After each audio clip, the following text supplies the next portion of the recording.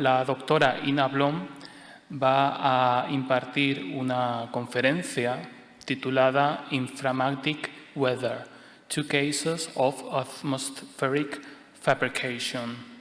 Ella es profesora del Departamento de Filosofía e Historia del Arte de la Universidad de Oslo y en el Departamento de Historia del Arte de la Universidad de Chicago.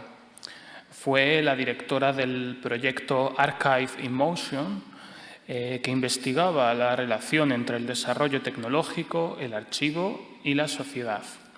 Sus publicaciones abordan el arte moderno y contemporáneo, especialmente la estética de los nuevos medios y la relación entre arte, tecnología, medios y política. Good afternoon, everyone. I am pleased to present Dr. Ina Blom. She is professor at the Department of Philosophy and Art History at the University of Oslo and visiting professor at the Department of Art History at the University of Chicago. She was the director of the Archive in Motion project, which investigated the relationship between technological development, the archive, and society. Her publications deal with modern and contemporary art, especially new media aesthetics, and the relationship between art, technology, media, and politics. Her presentation is entitled Inframachinic Weather, Two Cases of Atmospheric Fabrication. So, Professor Blom, feel free to start your talk. Thank you very much for being here with us. You know, first of all, thank you for this lovely invitation to speak at this conference. So first of all, you know, like I said, what I wanted to do in this work is to discuss this question of inframachinic atmospheres that as found in the works of Ed Atkins and Florian Hecker. And I think you got my beginning about, you know, video and environmental effects and the fact that I want to speak about the way in which these work foreground questions of the fabrication of sensing that is related to new political and economic abstractions, ultimately. So in Atkins's work, the synthetic and reflexively digital worlds that he creates are dominated by phenomena that may seem to be environmental and even meteorological, even though they have little in common with what we call weather in our world. And in Florian Hecker's computer-generated audiovisual compositions, he works with the synthesis and resynthesis of sound and image at the granular level. And these works are based on distinctly atmospheric effects and processes whose complicity might be described in meteorological or in climatic terms. So both of these cases allow us to discuss what is at stake when intensive engagement with computational systems produce a sense of parallel or unthought or non-human environments. That is, worlds that are not just the effects of simulation or representation, but of properly machinic affordances. So ultimately, I want to point to the ways in which the production of such machine-based atmospherics in these works take us back to questions of synthesis and abstraction that were key to late 19th century aesthetic and industrial modernity. But before going into the specifics of my examples, I wanted to say something about the concept of atmospheres that I find the most productive for this context.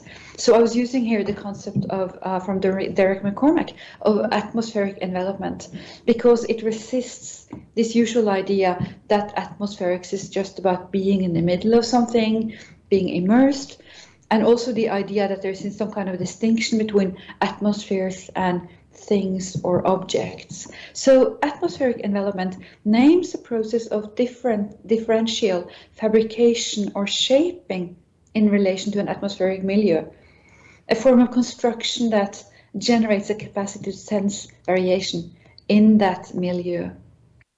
So envelopment is a process through which atmospheric things emerge, things whose form and shape and duration depends upon their capacity to sense and respond to the atmosphere in which they are immersed.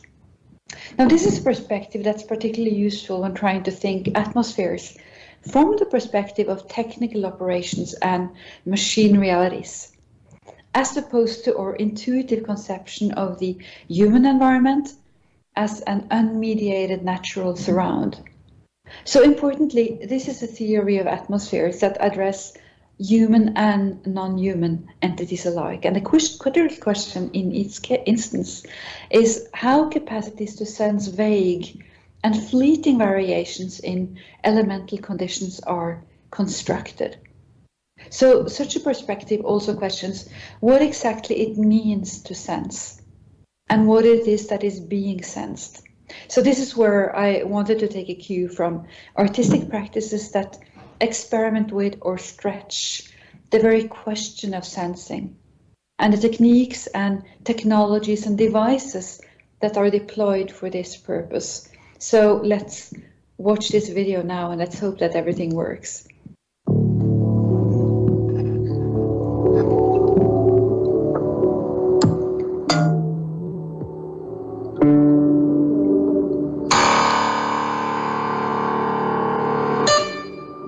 This one goes out to the sand-blasted basement, pryly encrusted with the obscene graffiti of a listless troop of AWOL legionnaires, chronicling, after the fashion, their rise and fall from the sun's favour.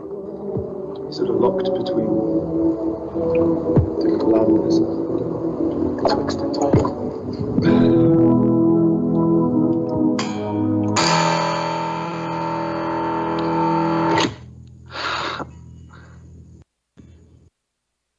I don't want to hear any news on the radio about the weather on the weekend.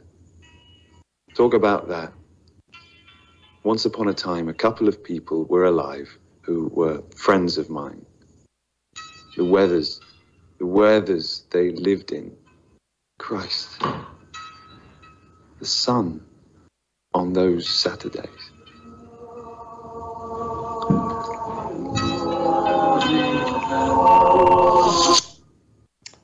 I don't want to hear any news on the radio about the weather on the weekend. Talk about that. This rejection of weather reports, repeated throughout a looped video entitled Warm, Warm, Warm Spring Mouths from 2013, is voiced by one of Atkins's well-known computer-generated characters. It's, as you can see, a fully synthetic, long-haired male being, which is kind of impressively rendered when it comes to skin detail, facial expression, and body gesture. And it seems that he's quite a sensitive type also, given to all sorts of emotional reminiscences. So he says things like, once upon a time, a couple of people were alive who were friends of mine. The Weathers, oh, the Weathers, they lived in Christ, the sun on those Saturdays.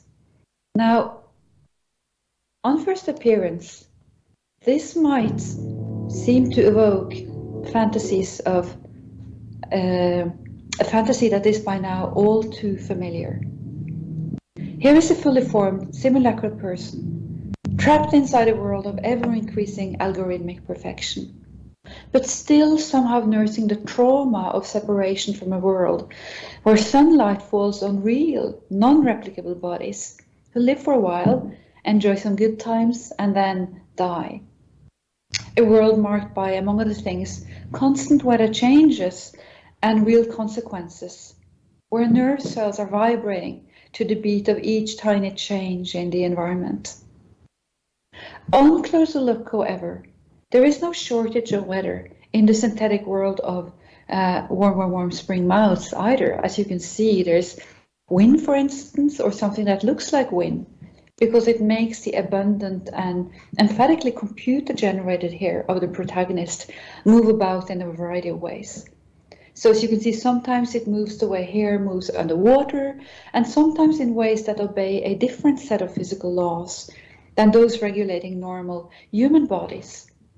And there's also constant changing light, sudden flashes, layers of rainbow-like shimmers and reflections dramatic changes in overall color and tone, and starry skies appear, but they look somehow indistinguishable from the illuminated specks of dust on screen surfaces that we all have these days.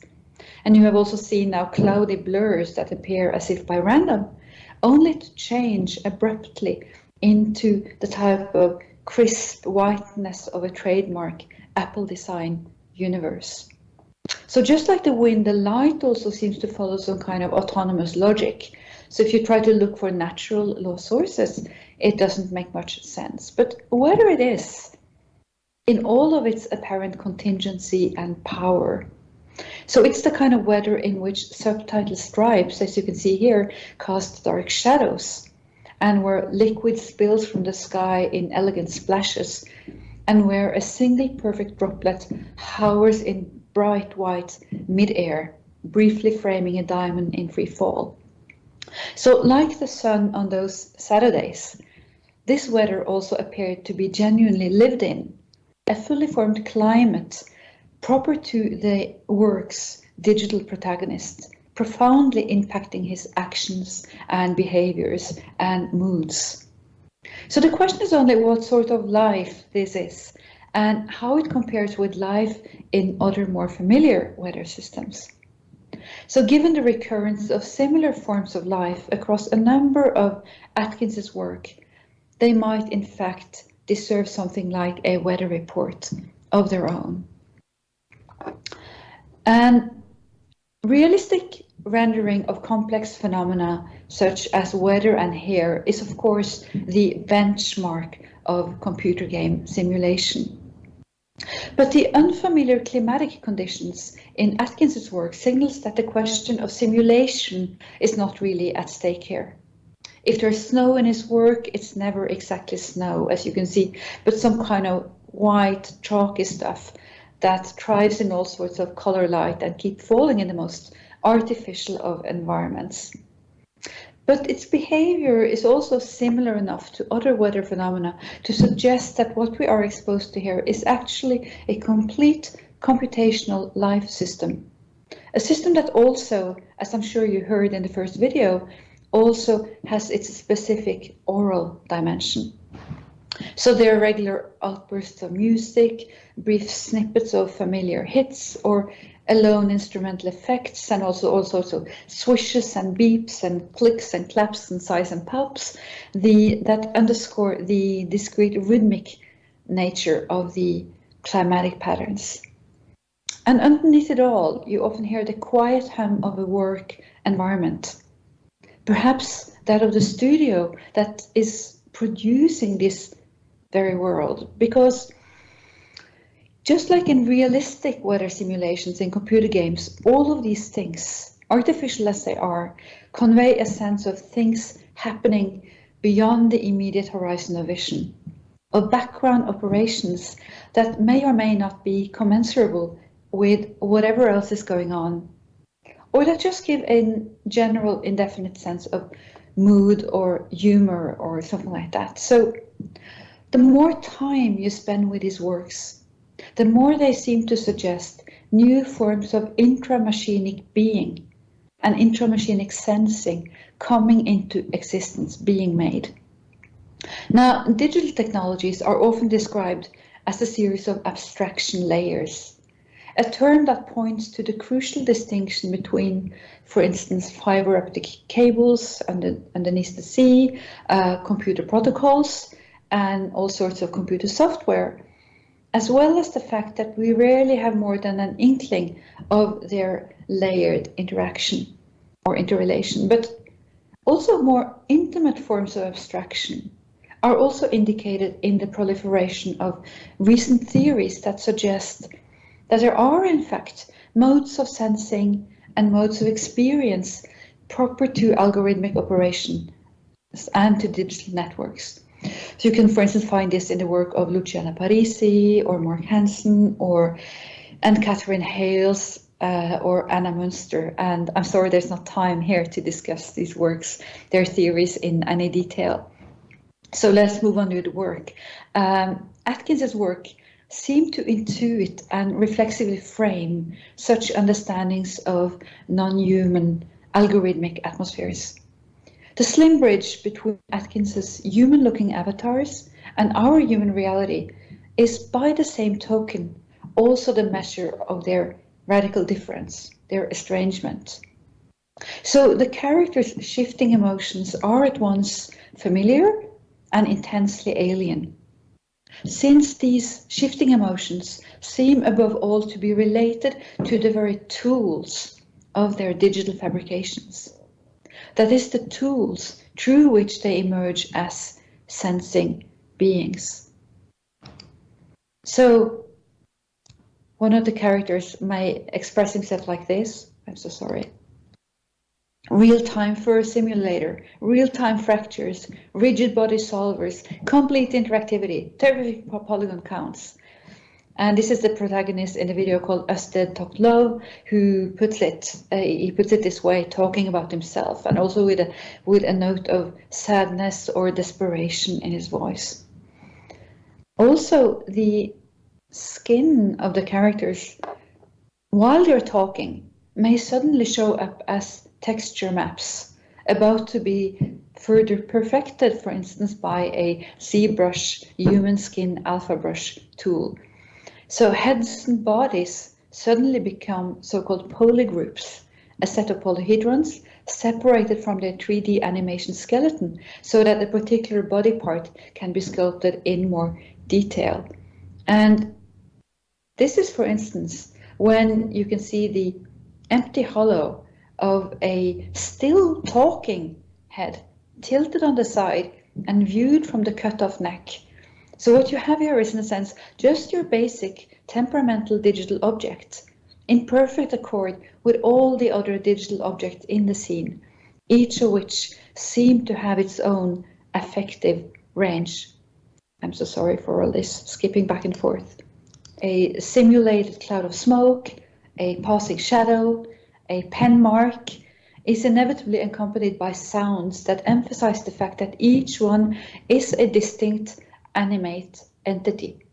Abstract seeming, perhaps, but in this environment also fully actual and real. So what we have here is, in other words, a world in which atmospheric envelopment, presented through meteorological conditions that extend from weathers to moods, are inseparable from synthetic fabrication. However, and this is quite important, in Ed Atkins's work, this is obviously a fiction, a reflexive allegory of inframachinic environments and their construction of new capacities of sensing. So in sharp contrast to this, in the work of Florian Hecker, which we're going to discuss now, we are no longer in the realm of fiction. In this case, inframachinic atmospheric envelopment is oriented around the difficult question of concrete, actual fabrication of sensing, things that are actually taking place in our world. So the result is a strange form of music or audiovisual phenomena that is based on sounds that are at the technical level as fleeting, evanescent, and inherently complex as the movements of air, clouds, vapor, and light effects. And key to all of these sounds is the fact that they are not primarily objects for listening, but newly fabricated sensory capacities, sounds that are in fact actually ears. So let's get to the examples. What you see here is one of 277 pages, large pages, filled with column after column after column of tiny numbers. And these pages make up a major part of Hallucination, Perspektive, Synthese, which is the catalogue produced for Florian Hecker's 2017 exhibition at Kunsthalle Wien, so in Austria. Now, leafing my way through these 277 pages, I am lost in what feels like an endless expanse of ciphers I cannot possibly hope to make sense of. Abstractions more brutal than most conceptions of modern art could ever have prepared me for. Yet, as you all know, of course, while numbers as such may be abstract, numbers relating to things being counted are not. They are actually part of a world of concrete phenomena. They express the fluctuating values of measures of an elusive realm of auditory textures that is generally referred to in musicology as timbre. And this musical term, it's basically a term whose whose meaning or significance is largely founded on the fact that, unlike pitch or harmony, no one can say exactly what it is. So timbre could be the overtones that you may or may not hear as a sound lingers. It could be, for instance, the warmth of a particular violin, or the sudden shrill edge of an angry voice. And as you know, there is so many ways for a soprano to hit the high C, and timbre is essentially what differentiates these different voices. So timbre is essentially the elusive, atmospheric dimension of music. So no wonder that a modern age focused on scientifically capturing and calculating and reproducing even the most fleeting sensations would become fixated on it. So in modern music, composers such as Wagner and Debussy grew obsessed with timbre. So they tried to foreground and celebrate its complexities in their music. And others tried to produce it synthetically. So in the field of electroacoustic and electronic music, composers such as Pierre Schaeffer and Karl-Heinz Stockhausen and Yannis Xenakis sought to both modulate and replicate pre-existing sound textures or timbres, and also create new ones from scratch.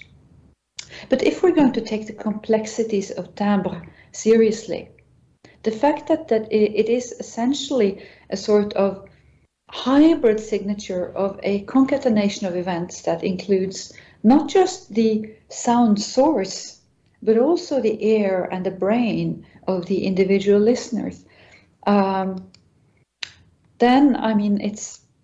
we're getting into a problem. I'm so sorry.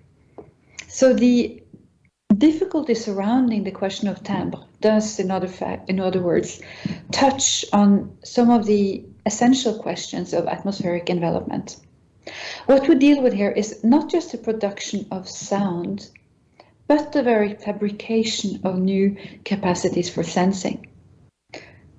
So how do you actually produce it? How do you produce timbre?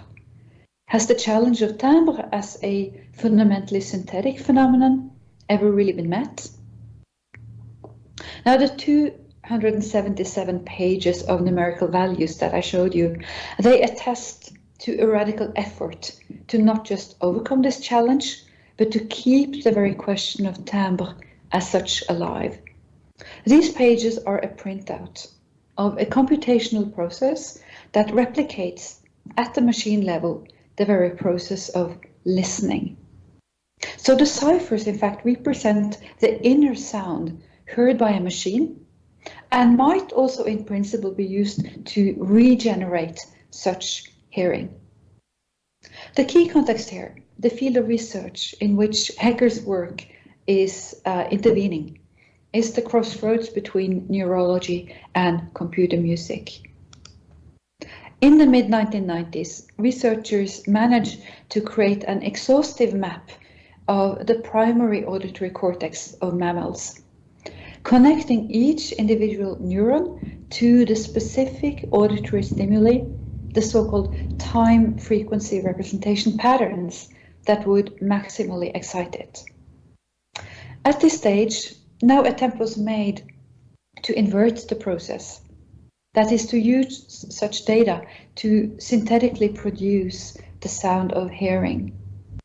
So such listening to the very act of sensing was only made possible when machine listening researchers Vincent Lestalen and Joachim Andén developed what they called time frequency scattering, which is basically a form of signal synthesis that is comparable to the training of a deep neural network, and that approximates the brain's multifaceted encoding of sound as sensation. So the key here is that when the brain encodes sound, it doesn't just happen like in one act or one place. It happens in many different steps.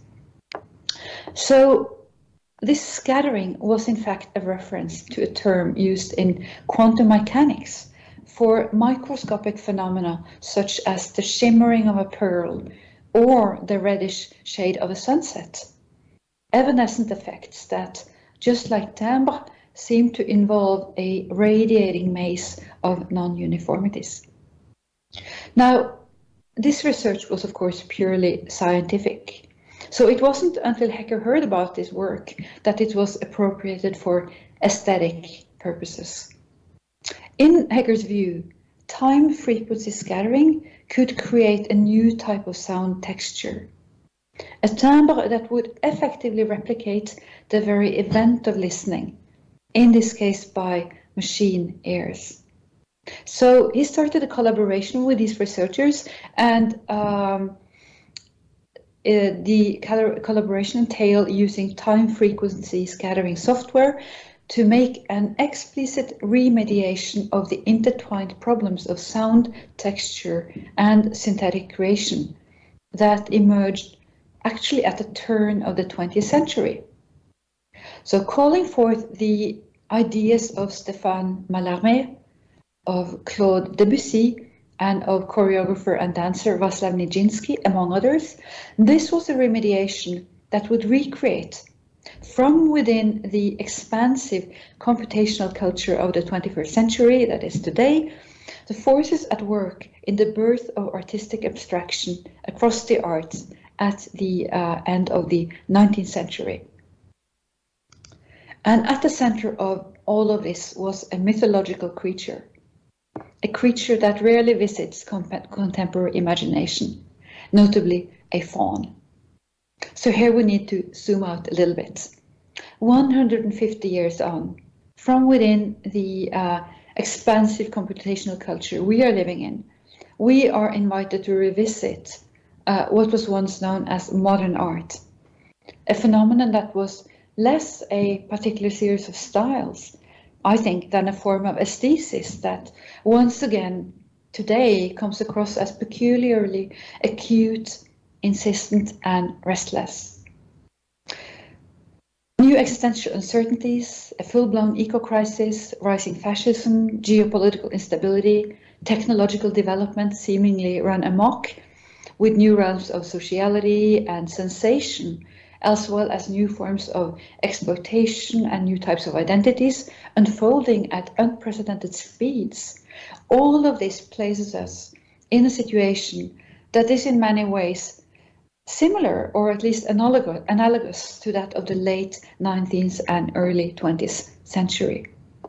So numerous phenomena, I think, compel us to once again explore or reflect on and respond to the new abstractions that surround us. Think, for instance, of what Matteo Pasquinelli calls the Metadata Society. That is a regime in which harvesting information about collective behavioral patterns has become a significant economic and political instrument in the effort to control the future. Or consider the efforts to simulate natural language by training artificial intelligences on exponentially big data sets. So not only do data sets this size tend to scale up all sorts of social biases, as we know, they also turn language itself into a synthetic modeling of something that might look like meaning, but that is removed from the contexts on which actual understanding and interhuman communication actually depends. So such abstractions arising from new forms of synthesis, new techniques of synthesis, have real material stakes. They reconfigure lived reality in concrete ways. And since they are already fully real, their power cannot simply be dispelled by reactionary appeals to the actual and the tangible. So in a sense, it's better now to go on creating abstractions, to get inside of that process, so to speak. And this is why, of course, we may feel a certain pull or sympathy toward the late 19th century movement or moment when synthesis first became an industrial as well as artistic phenomenon. And this is where the faun, a synthetic human, non-human construct that evokes the modern fabrication of synthetic sense experiences, synthetic sounds and smells and colors, comes in. Florian Hecker's faun, a soundstage production created in 2016 for the opera in Frankfurt, is perhaps best described as a resynthesis of an original investment in synthetic creation, the synthetic creation of sensing, notably a series of famous artistic works spun off from Stéphane Mallarmé's 1877 poem, L'après-midi d'un faun, the afternoon of a faun.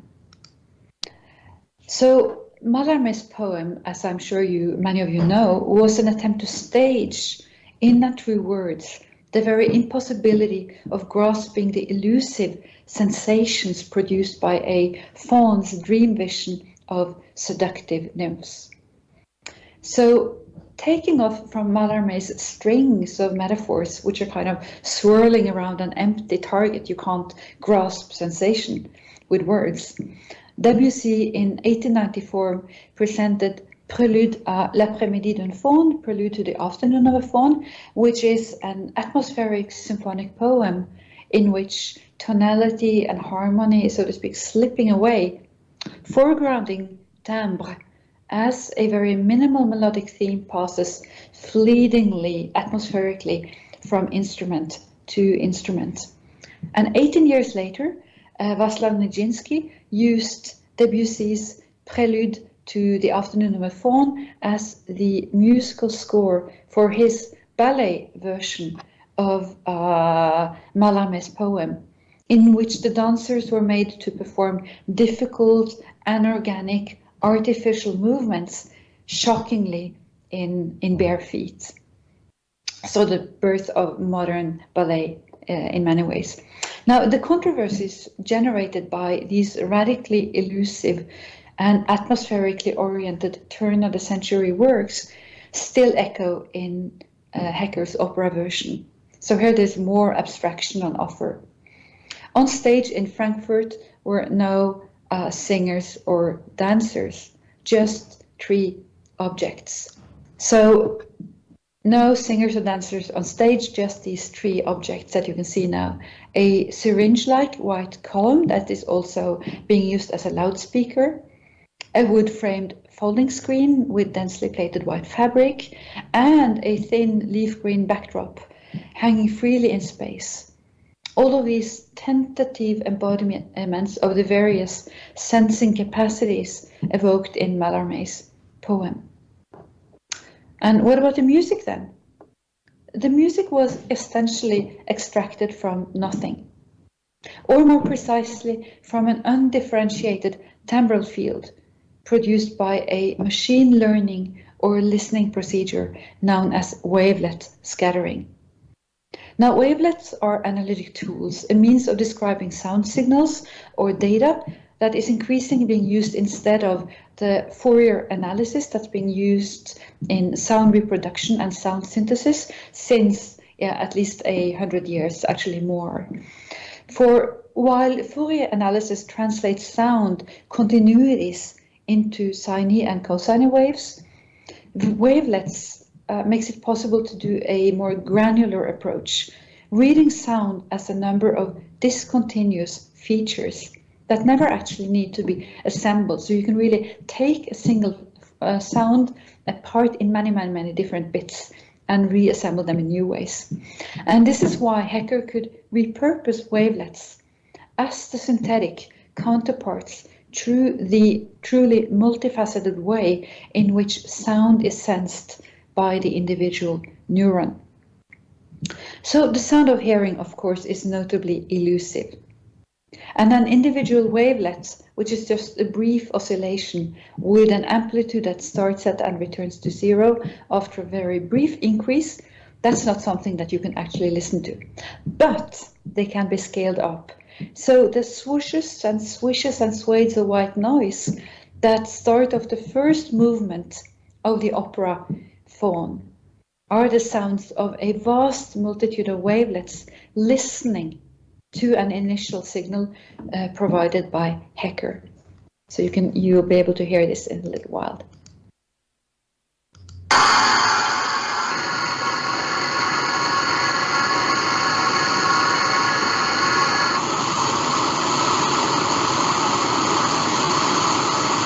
So you can hear this is just undifferentiated noise, not yet a what we can call any kind of musical signal.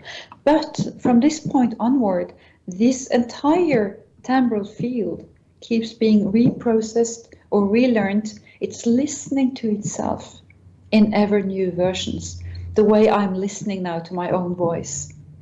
And out of this recursive procedure, which is a process of atmospheric envelopment, if there ever was one, identifiable signals and more individuated sounds start to appear in bits and pieces.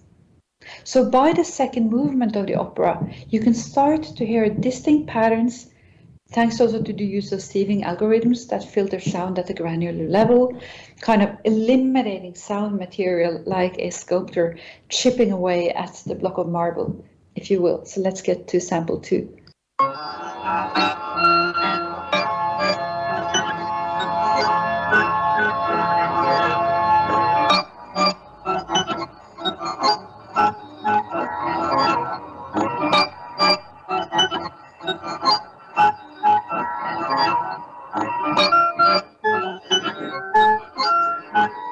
So you can hear the wavelets are now starting listening to themselves. They're starting to develop a more differentiated sense of hearing. So oral hallucination ensued. So your ear and brain were basically, by the third movement, these sound patterns had gained in force, complexity, and dimensionality, confidently taking on space. So you could literally feel the way they would hit your ears.